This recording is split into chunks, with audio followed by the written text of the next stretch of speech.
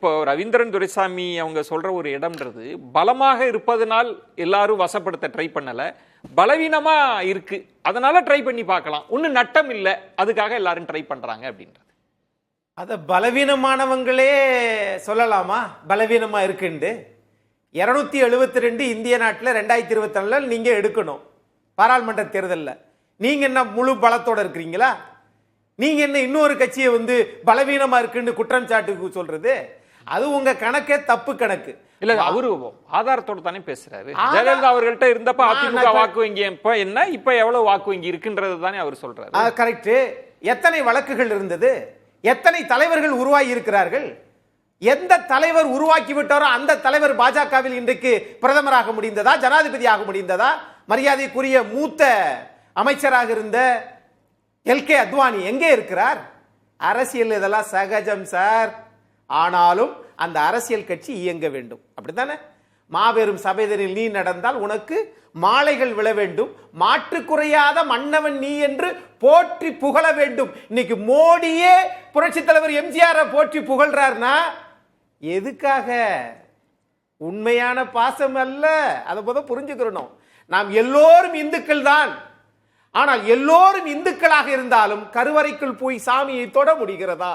அதுபோல்தான் எம்ஜிஆருடைய பக்தர்கள் மட்டும்தான் அண்ணா திமுக என்கின்ற கருவறைக்குள் வர முடியும் என்பது என்னுடைய அசைக்க முடியாத நம்பிக்கை. அங்கு பிரச்சனை இருக்கா? இருக்கு. ட்ரை பண்ணி நட்டம் இல்லைன்றார். பெருசா லாபம் நட்டம் இல்ல, அதனால கலைஞரையும் புகழ்வாங்க, எம்ஜிஆரையும் புகழ்வாங்க. இந்த டைம் ஏடிஎம்கே பலவீனமா இருக்கு, ட்ரை பண்ணி பார்ப்போம், அதான் கணக்கு. அவ்வளவுதான். அதுக்கு பேர் என்னன்னு கேட்டீங்கன்னா, அரசியலில் நிறத்தை எந்தெந்த மரத்துக்கு ஏற்றார் போல நாங்கள் கலைஞரையும் புகழ்வோம், புரட்சி தலைவர் எம்ஜிஆரையும் புகழ்வோம். நான் என்ன கேட்கிறேன், புரட்சி தலைவர் எம்ஜிஆரையும் புகழ்றீங்களே, அதே அண்ணா திமுகவினுடைய பொதுச் செயலாளராக ஆளுமை மிக்க தலைவராக இருந்த அம்மையார் ஜெயலலிதா அம்மா அவங்களும் மறைஞ்சிட்டாங்கல்ல.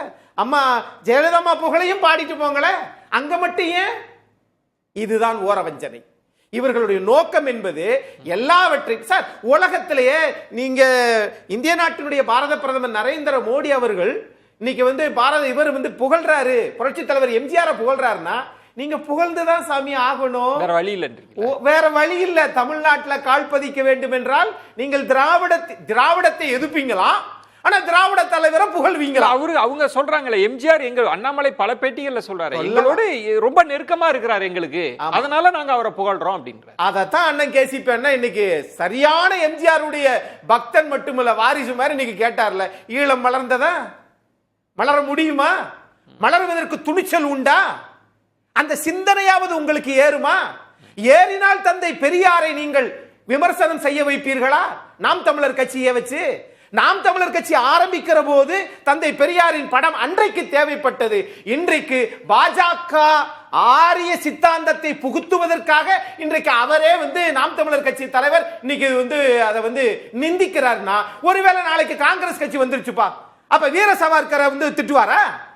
என்ன சார் அரசியல் நிலைப்பாடு? ரவீந்திரன் துரைசாமி இப்ப இந்த கணக்கெல்லாம் எப்படிதான் புரிஞ்சுக்கிறதுன்றது? இது இப்போ ஈரோட்டிலே தம்பி சொல்ற, ஈரோட்டிலே சீமான் பட்டேலோட ஏன் பாட்டேன் வாவுசி தியாகம் குறைஞ்சதா, வாவுசிக்கா இந்திய அளவில் இல்லைன்னு கேட்கறதுக்கு வாய்ப்பு இருக்குது. இல்லப்பா, கேசிபி அவர்கள் சொன்னது சீமான் அவர்களுமே எம்ஜிஆரோட பேஸ்ல தான் அவருடைய கட்சியே இருக்கின்றது. அப்ப அதிமுகவை பலவீனப்படுத்துற சீமானுக்கு எம்ஜிஆர் பிரபாகரனுக்கு உதவுனது உண்மைதான், யாழ்ப்பாணத்தில் எம்ஜிஆருக்கு சில இருக்கிறது உண்மைதான். அதெல்லாம் கேசிபி சொல்ற அந்த பாயிண்ட் இல்ல, அவர் என்ன சொல்ல வந்தார், அவர் என்ன சொல்ற, கேசிபி அவர்கள் சொன்னது எம்ஜிஆர் அவர்களை எதிர்த்து வளர்ந்தவர் அல்ல சீமான், எம்ஜிஆரோட அந்த பேஸ்ல நின்னுதான் வளர்ந்தவர்ன்றார். நீங்க சொன்னீங்கல்ல எம்ஜிஆருக்கு எதிரான ஒரு வாக்கு வங்கி எல்லாம் இருக்கு, அது இல்லன்னு மறுத்தார். அது கமலஹாசன் எம்ஜிஆர் ஆட்சின்னு சொல்லும் போது வெளிப்படையா தான் சீமான் சொன்னார். இந்த ஸ்டேட்மெண்ட் சீமான் சொன்ன ஸ்டேட்மெண்ட் தான். 1.1 இருந்தவர் அதுக்கு பிறகுதான் 3.8 உயர்ந்தார், இப்ப 2.2 உயர்ந்திருக்காங்கிறது உண்மை. அது தமிழ் அடையாளங்கிற அடிப்படையில் பிரபாகரனையும் சீமான் ஏத்துக்கிறார். இப்போ தம்பி சொன்னதுக்கு நான் சொல்லிடுறேன், பாஜக தூண்டின்னு சொல்றாரு. இந்த தேர்தல் களத்துக்குள்ள பட்டேலுக்கு இந்த அளவு புகழ் இருக்கு, என் பாட்டை வாவுசிக்கலன்னு சீமான் கேட்பாரு. சிவாஜியோட என் பாட்டை கூட கேட்க சொல்றாரு பாருங்க, ஆனா அவர் இன்னும் கேட்கல. அப்போ தந்தை பெரியாரை பற்றி இப்படி பேசுங்கன்னு சொன்னவரும் அண்ணனா இருப்பாரோ? மருதுபாண்டி இருக்கியா இல்லங்கிறது கேட்பாரு. இது இல்ல எது கேட்டதான் சொல்றேன் சார், எது வேணாலும் கேட்கலாம் சார். நான் ஒரு பாயிண்ட் இல்ல அவர் சொன்ன அந்த பாஜக சென்ட்ரிக்கா சொன்னார் இல்லையா, அது இல்லன்னு சொல்ல மத்திய அரசையும் மாநில அரசையும் எதிர்த்து தான் சீமானுங்க களத்துல நிற்பாரு, என்னால நிக்க முடியுதுங்கிற பெரிய ஹீரோ எடப்பாடி ஓடிட்டாரு. ஒரு பாயிண்ட் தானே சார். சீமான் நிற்பாரு.